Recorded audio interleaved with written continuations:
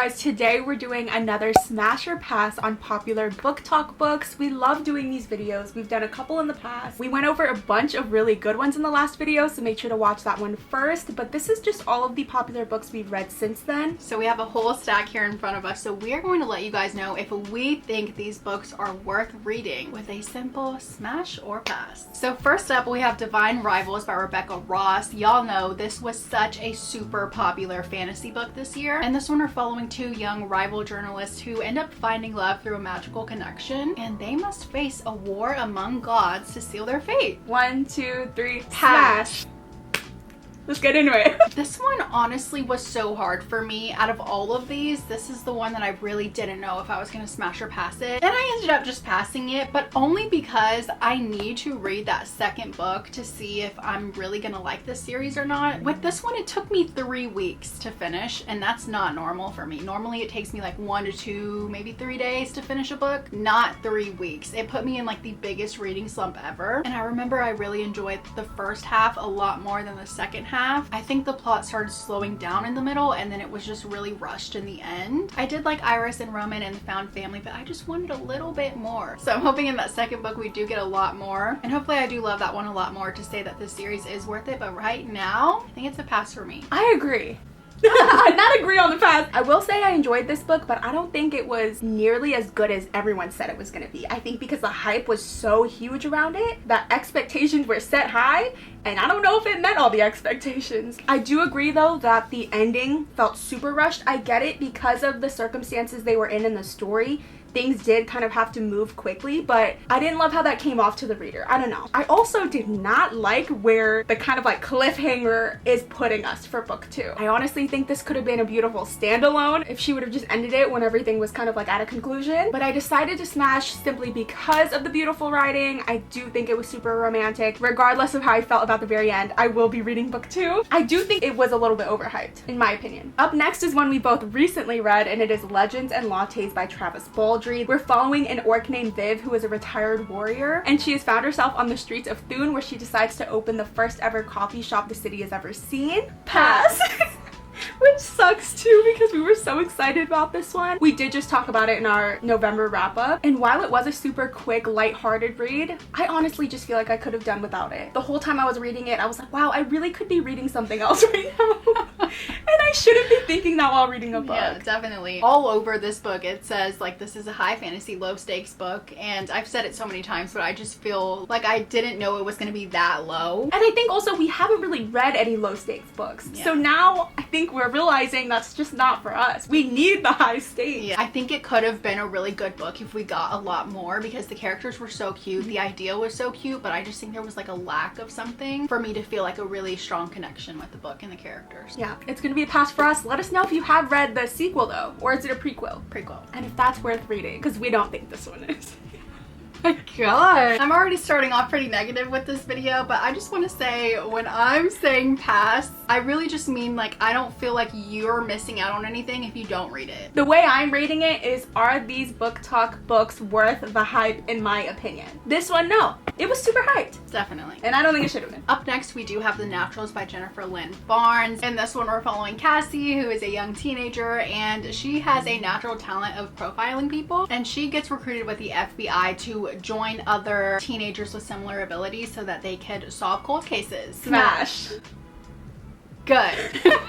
We have a positive one. I really liked this one a lot. This was actually the book that got me out of the reading slump that Divine Rivals put me in, so that was great. I actually ended up enjoying this a lot more than the Inheritance games. I just bought that second book, so I'm ready to continue the series and see what's gonna happen, and I think this author did a really good job of having mystery but also a little romance in there, which I kind of felt like the romance was lacking for me in the Inheritance games. I felt a lot more for the romance in this series. I really liked it. I thought it was a solid YA mystery. I can see why it was super popular. I was hooked from the beginning. However, I'm not necessarily itching to continue the series. I thought this one was pretty good though. So the next one we don't own, but we did both read, and it is The Happy Place by Emily Henry. And we're following a couple who broke up but pretend to still be together for their week-long vacation with their best friends. Smash. I really liked this idea. I just don't have a good history with Emily Henry books. I don't know why. I find with Emily Henry books though, I really love the main character. I always think they're like so much fun, and I always like the friends too. In this one, I really liked the friendships and like just seeing them hang out and their relationships with each other I thought was so cute and fun. This one is my most liked Emily Henry book that I've read. For me, there's just something about the second chance romance trope that I just don't enjoy. I feel like it always comes around to miscommunication, and I know it's relatable, but I just don't want to read about it, you know? I think because it is relatable and so realistic, I don't want to sit here and read a story like that. I think that's why for me, I just wasn't connecting with the romance. Like, I don't want to hear men say they're BS.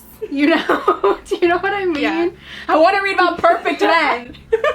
Exactly, I do. I want to read about perfect men who don't need a second chance. I gotcha. Which is so funny because while I understand that, I really appreciated the writing and the fact that the romance was so realistic, like there was real world problems worked into their relationship. This is the book that made me understand the Emily Henry girls though, because her writing is very romantic and poetic at the same time, which I appreciate. And I really like that the characters didn't lack depth. Each of them has something more going on. We got a good deep dive on each of these characters, and they weren't just like filler people there. I do think I have to be in the right mood to read one of her books, but I did really enjoy this one. I think it was worth the hype. Up next, we have probably the biggest fantasy book of the year, and that is Fourth Wing by Rebecca Yarros. So this is set in a world where the country of Navarre must protect its borders with an elite army of dragon riders. The young people of Navarre must enter one of the 4 quadrants in order to serve their country. And we are following Violet, who enters the extremely dangerous and deadly Rider Squadron. Smash! I don't know! A light smash, if only to get you to the second book, Iron Flame, which I thought was a smash. Initially, I think I would have passed on this. I gave this 5 stars, so it was a smash for me, but I do like that in the book community it's so divided. You either love it or you hate it. Just know that if you were like me and didn't love Fourth Wing, it does get better in Iron Flame. So I think it's worth reading the second book if you didn't love the first one. As far as the hype that it got though, no, I don't think it was worth the hype. Pass. So up next we have an extremely popular YA book, and it is If He Had Been With Me by Laura Nolan. This is a YA contemporary that explores friendship and love through 2 childhood best friends, Autumn and Finney. The story is told in Autumn's point of view, and it focuses on her feelings towards Finney throughout high school. Smash! Of course. Of course, the biggest smash ever. You guys, you think it's overhyped, it's not. It's so good. I almost gave it a 5 stars. It was just because I wish I didn't read the prologue, but I know so many of you guys were saying that you actually appreciated kind of knowing what was going to happen early on. I didn't. I didn't either. But I mean, the overall story was so cute. It really like took me back to school, and I just felt like I was friends with these people and like watching all of us go down. I did give this one a 5 stars. However, I do really love YA books, so I do think you should take that into account if you're not really a young adult reader. Just know that it is written for a younger audience, but it honestly doesn't affect how emotionally impactful this was. I think everyone should read it. It's labeled like a modern tragedy, and I definitely think that's what it was. Definitely worth the hype in my opinion. One of my favorite books of the year. Up next, we have The Perfect Marriage by Geneva Rose. This is a domestic thriller. In this one, we're following Adam and his attorney wife, Sarah, and Adam ends up having a passionate affair with Kelly. And one morning, Kelly is found stabbed to death. And now Sarah must take on her hardest case yet, which is defending her husband, who is accused of murdering his mistress. Pass. Here's the thing. Oh, go ahead, go ahead.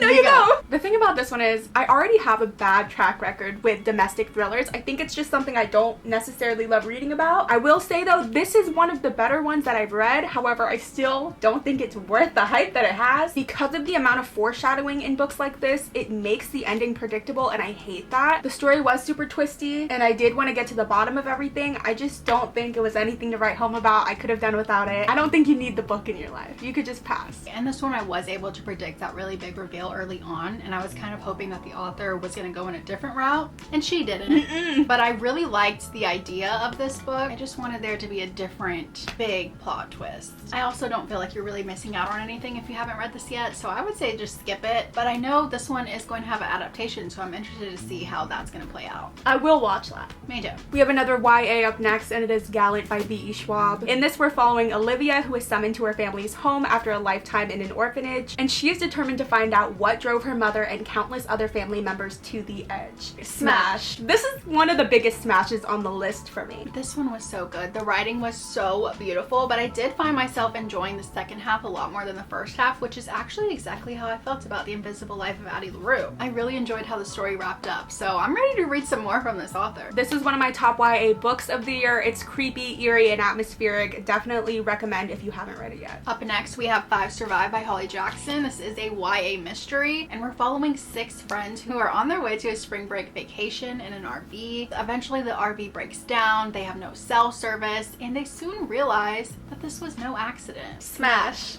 Of course, Miss Holly Jackson, we just think she is the queen of YA mystery. She does it so well. We did just talk about this one in the November wrap-up because I did just read it. The twists were so good. I felt like I was at the edge of my seat the whole time and just waiting to see what the heck is gonna happen. Definitely recommend if you haven't read any YA mystery thrillers. This is one that will definitely get you hooked from the first page. So up next we have His and Hers by Alice Feeney. This is a mystery thriller where a woman is murdered and a newsreader, Anna Andrews, is reluctant to cover the case. Detective Jack Harper is suspicious of her involvement until he himself becomes one of the suspects in his own murder investigation. Pass. This writing wasn't as strong as the other Alice Feeney books that we've read. And that's it. That's what it comes down to. I was not connected to this story. I wasn't glued to the page. I only persevered and kept reading because it was a book club book. I will say though, it was twisty-turny like always. And the ending I didn't predict, but there was just something lackluster about the whole plot line. It was also like kind of dark and disturbing parts of it that I wasn't expecting. I just overall didn't love it. I don't think it's one that you need to read. I would read a different Alice Feeney book, honestly. Definitely. I think every single book that I've read by Alice Feeney has been fantastic, but this one just wasn't it for me. I think because every single one of the characters were so unlikable, I kept putting the book down. I was like, I don't want to read this right now. I enjoyed the short chapters and I did listen to the audiobook while reading, and I do think that helped a little bit, but it definitely wasn't my favorite Alice Feeney book. That was a fun one for the book club though, because everyone was just talking about their different predictions and what they thought about the characters, but that's the only good part about reading it, was reading it with everyone else. Up next we have our most recent Literal Besties Book Club book, and that is Vera Wong's Unsolicited Advice for Murders by Jessie Q. Satanto.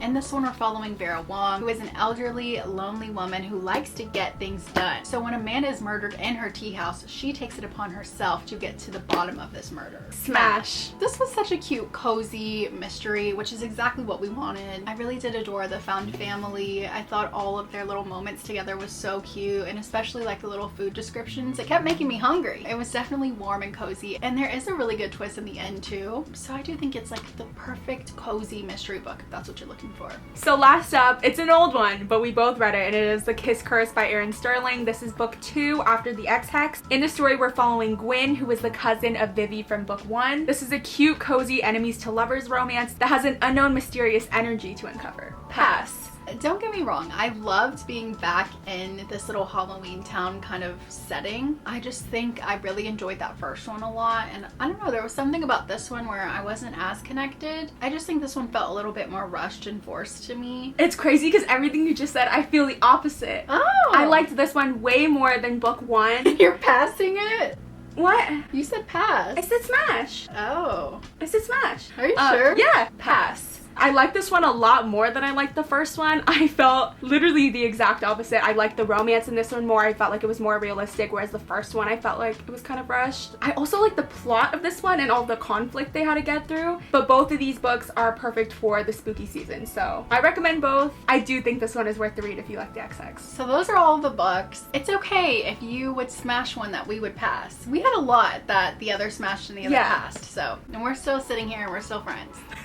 So we can all be friends. So we can all be friends. It's fine if we have different opinions. No, yeah, let us know if you would smash or pass any of the books on this list. I really just base my ratings on my experience while reading. It's just based off vibes. Let us know your answers to some of these, if you would smash them or pass them. Hopefully we can both read a lot more popular books, so we have the chance to make another one of these videos later on. Make sure to join our Literal Besties book club if you haven't already. We are reading this book for December, so make sure to join. That link is in the description. Also, make sure to like and subscribe if you haven't already. Thank you guys so much for watching. We'll see you next time. First up, we have Divine Rivals by Rebecca Yarros. Ross. And it's basically just her feelings for Vinny throughout high school. Did you say Vinny? Actually, I probably did. Did I say it the first time? No, you said Vinny. Okay. And now you just said Vinny. Okay, This novel is told in Autumn's point of view, and it basically focuses on her feelings for Finny.